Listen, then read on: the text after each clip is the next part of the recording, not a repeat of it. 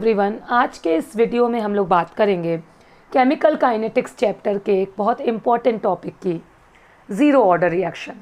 मैं अपने पहले के वीडियोस में आपको क्लियर कर चुकी हूँ कि what is the order of the reaction and orders are generally of reactions are generally of zero order, first order, second order and third order. चलिए आज बात करते हैं थोड़ा सा हम लोग ज़ीरो ऑर्डर रिएक्शंस की। अगर आपसे कोई पूछे कि ये ज़ीरो ऑर्डर के बारे में आप क्या जानते हैं, तो मेरे ख्याल में कि आप लोग तुरंत उसके सामने कोई आपसे पूछे तो आप तुरंत ये एग्जाम्पल लिख देंगे कि let A gives P and if we write rate equation R equals to K concentration of A power 0। आप इमीडिएटली ये लिख के उसको समझा देंगे कि देखिए पावर 0 है तो यानी ये ज़ीरो ऑर्डर है। ऑर्डर होता है जो यहाँ हम लोग लिखते हैं पावर में, और यहाँ पे हम 0 लिख दें तो this is zero order reaction. ठीक है, ये बात बिल्कुल सही है कि ये पावर 0 है यानी ये टर्म 1 हो गया, तो R इक्वल्स टू के हो गया हमारा फॉर्मूला। तो यानी कि हमारा रिजल्ट क्या निकल रहा है कि the reaction in which rate is independent of the concentration of reactant, क्योंकि इसमें रिएक्टेंट का कॉन्सेंट्रेशन आ ही नहीं रहा है। तो यानी इस बात को अगर आप समझिएगा डेप्थ में, तो the reaction in which rate does not depend on the concentration of the reactant. Reactant का कॉन्सेंट्रेशन है, रेट उस पर नहीं डिपेंड कर रही है, उस रिएक्शन को ज़ीरो ऑर्डर कहेंगे। ये डेफिनेशन लिखी हुई है आपके सामने, the reaction in which rate is independent of concentration of reactant.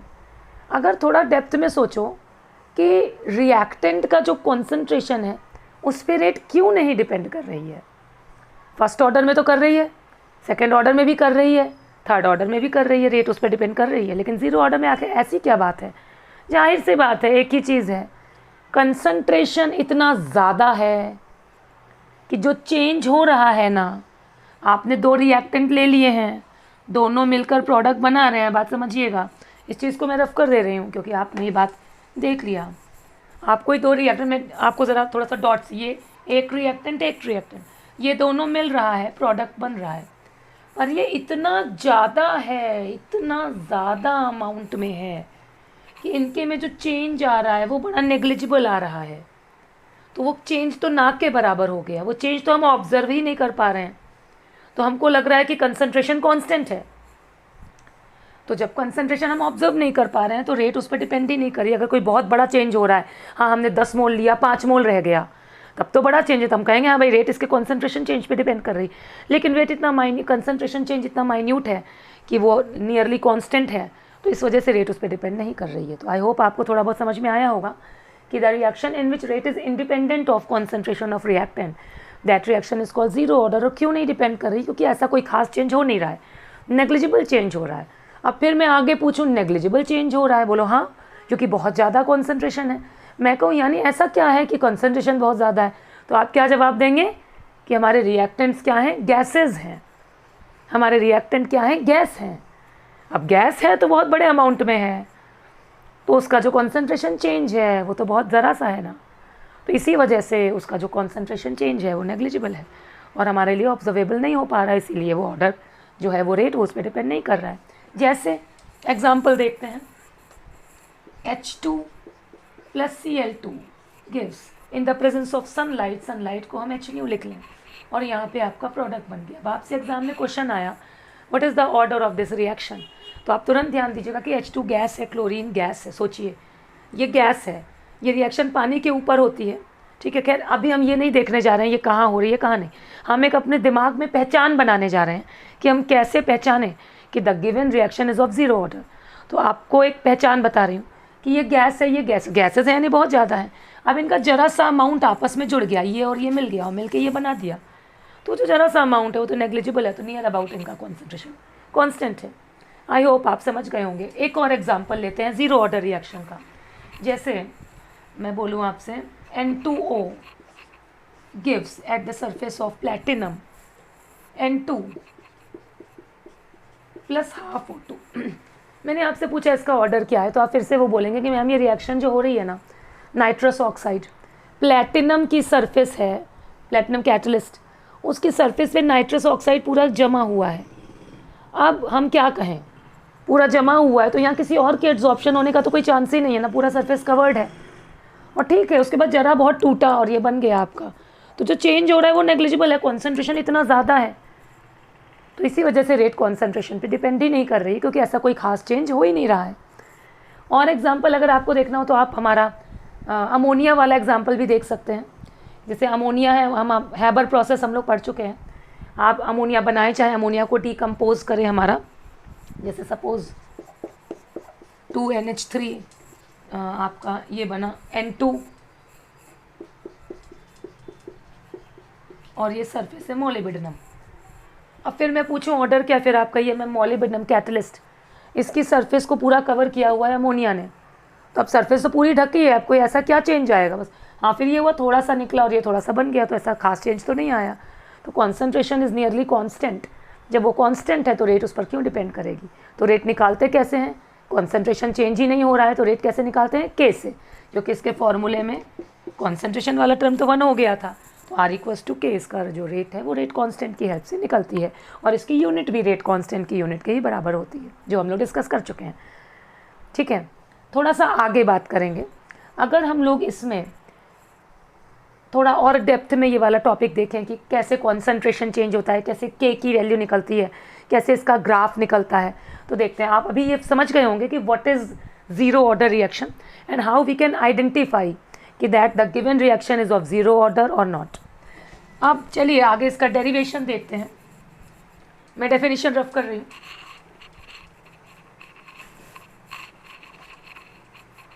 Alright, अब चलिए एक एग्जांपल लेते हैं। जैसे रिएक्टेंट है R gives P, this is reactant, this is product. मान लिया इन द स्टार्टिंग, जब टाइम क्या है 0, इन स्टार्टिंग, मैं यहाँ लिख दे रही हूँ इन, एट इनिशियल स्टेट मैं लिख दे रही हूँ इनिशियली व्हेन टाइम बराबर 0। तो ये कितना है? मान लो ये है R0, इसका कॉन्सेंट्रेशन जो है ये कितना है? R0, और ये बना ही नहीं है, अभी रिएक्शन शुरू ही नहीं हुआ है। स्टार्टिंग में आपने कोई वैल्यू मान लिया R0, कुछ भी मान सकते हैं आप, और थोड़ी देर बाद फाइनली आफ्टर टाइम T, या आप ऐसे लिख दो, फाइनली लिख दो या लिख दो आफ्टर टाइम T, क्योंकि हम T टाइम के बाद की बात लेंगे। After time T, after time T ये कितना हो गया? R हो गया, और वो कुछ बन गया। ठीक है, वो क्या बना उसके बारे में भी बाद में बात करेंगे, अभी हम रिएक्टेंट के पॉइंट ऑफ व्यू से देखने जा रहे हैं। अब मैंने कहा कि ओके, मैंने कहा मुझे रेट का फॉर्मूला बताइए।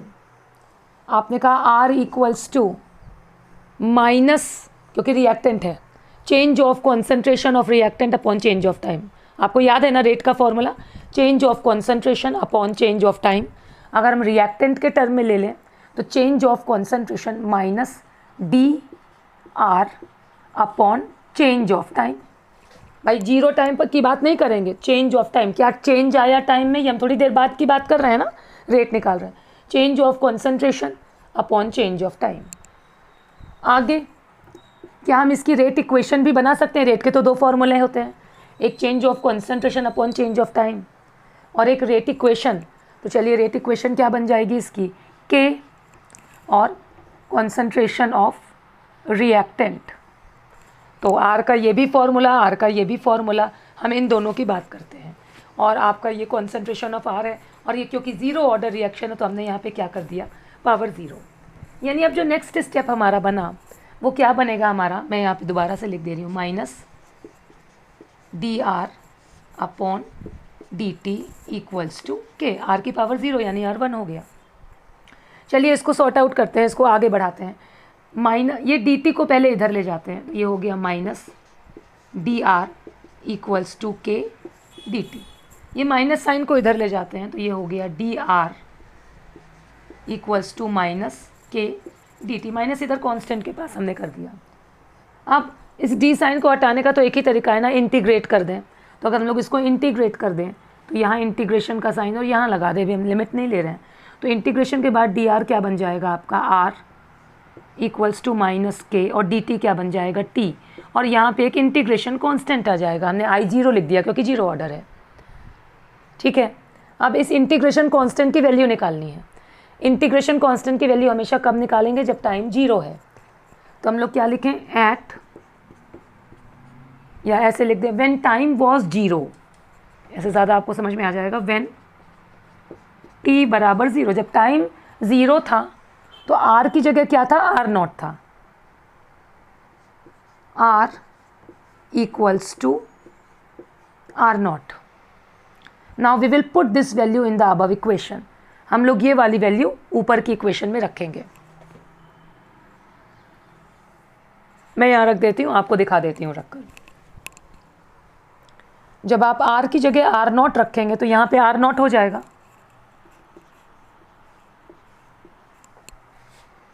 और माइनस इक्वल्स टू माइनस के, और t क्या था आपका, 0 था। आपने यही तो अज्यूम किया कि जब टाइम बराबर 0 था तो r की जगह r0 था, तो टाइम ये आपका 0 है, प्लस आगे क्या लिखा हुआ है, I0। आप लोगों को बोर्ड दिख रहा है ना। जब ये 0 है तो यानी कहने का मतलब ये पूरा टर्म आपका 0 हो गया, और I0 की वैल्यू क्या आ गई, I0 की वैल्यू, इंटीग्रेशन कांस्टेंट की वैल्यू क्या आ गई, R0। आप लोगों को आई होप ये क्लियर हो गया होगा। मैंने कुछ भी नहीं किया है, मैंने सिंपल रेट का फॉर्मूला लिखा है, change of concentration upon change of time, और फिर रेट इक्वेशन लिखी है जो हम लोग पढ़ते आ रहे हैं, कॉन्सेंट्रेशन ऑफ रिएक्टेंट। और क्योंकि ये 0 ऑर्डर है तो मैंने पावर 0 लगाया है। जब पावर 0 है तो ये 1 हो गया, और मैंने उसको हटा दिया, और फिर मैं dt को इस तरफ ले गई, और मैंने फिर माइनस साइन इधर कर दिया, और फिर इंटीग्रेट कर दिया, तो ये r बन गया। इंटीग्रेशन कांस्टेंट आ गया, उसकी वैल्यू निकाल कर यहीं रख देंगे अभी। तो वैल्यू कैसे निकाली जाती है, टाइम को 0 मान लीजिए। तो जब टाइम 0 था तो r की वैल्यू r0 थी, तो अब r की जगह हमने r0 रख दिया और टाइम की जगह 0 रख दिया, तो I0, I आपका जो इंटीग्रेशन कांस्टेंट था, इसकी वैल्यू आ गई। चलिए ये वैल्यू हम लोग अपनी ऊपर वाली इक्वेशन में रख देते हैं, ये वाली जो जहाँ पे इंटीग्रेशन कांस्टेंट आया था, I की वैल्यू रख देते हैं वहाँ। तो इक्वेशन हमारी क्या बन गई, r equals to minus KT, और I की जगह हो जाएगा आपका plus R0। Is it clear.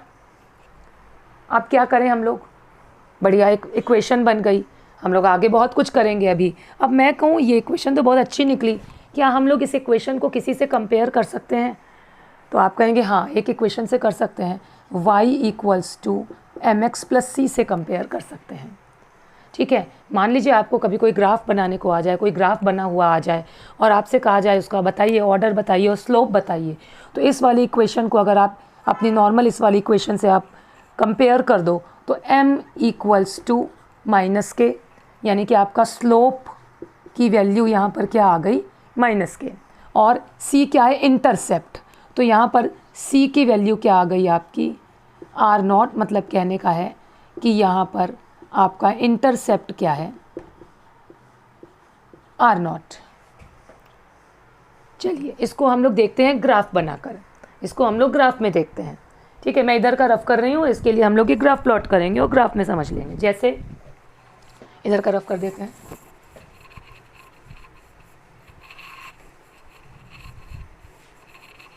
देखिएगा।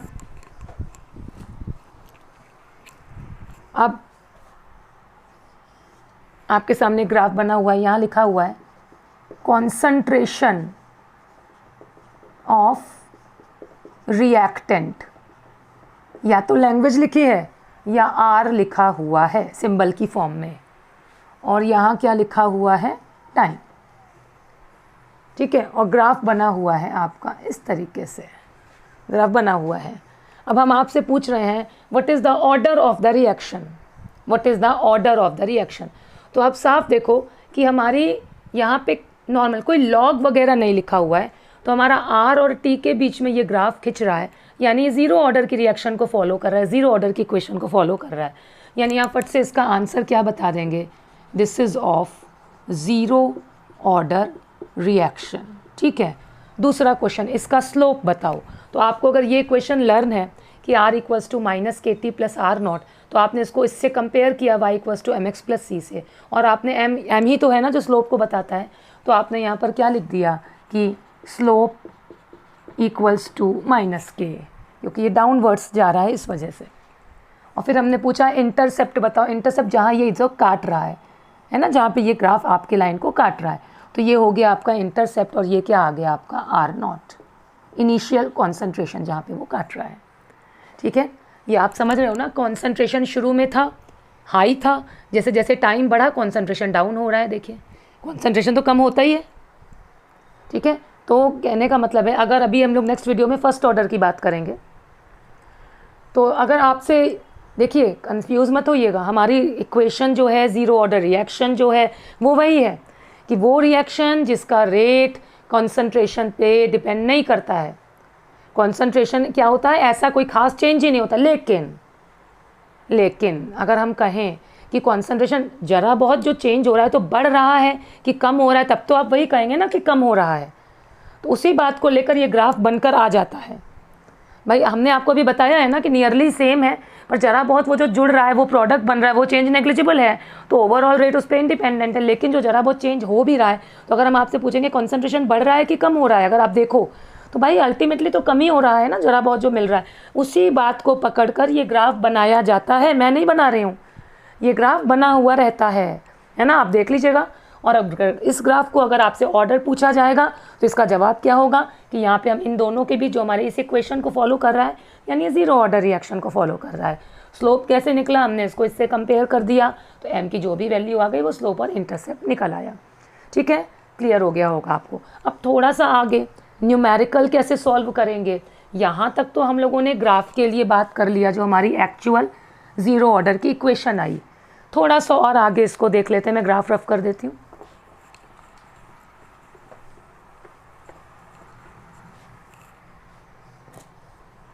अगर हम लोग इस इक्वेशन को यहाँ पे मैं दोबारा लिख दूँ, अगर ये वाली equation R equals to minus K T plus R naught, ठीक है, मैं रफ कर दूँ, अब उसका कोई काम नहीं है।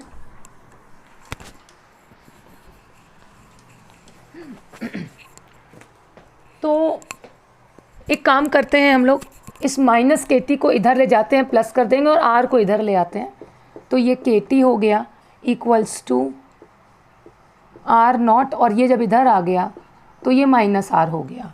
अब हम लोग को के का फॉर्मूला निकालना है फॉर द न्यूमेरिकल, के को यहीं रहने दें, तो R naught minus R upon T, initial concentration minus final concentration, initial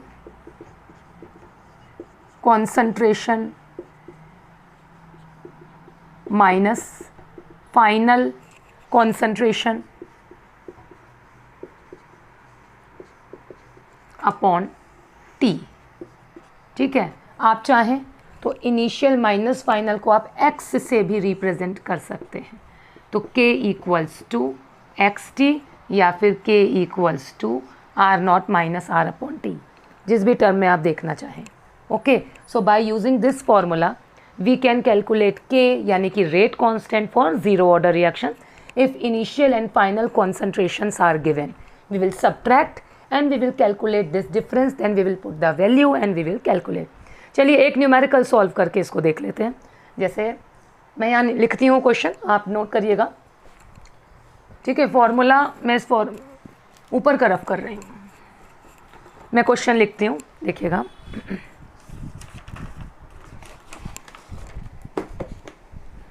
आपसे कह रहा है क्वेश्चन में, the rate constant for a zero order reaction, आपसे बोल रहा है, यहाँ पे लिख रहे हैं, the rate constant for a zero order reaction, the rate constant for a zero order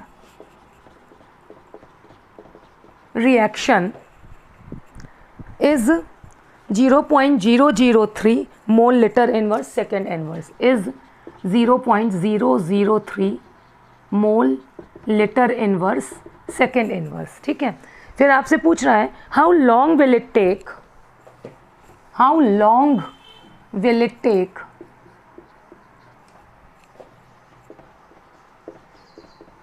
will it take for the initial concentration to fall from, for the initial concentration to fall from 0.01 molar to 0.075 molar, 0.01 molar to 0.075 molar. ठीक है, this is the question. यहाँ पे 0.1 है, 0.1 molar to 0.075 molar. ठीक है, यही digits हैं।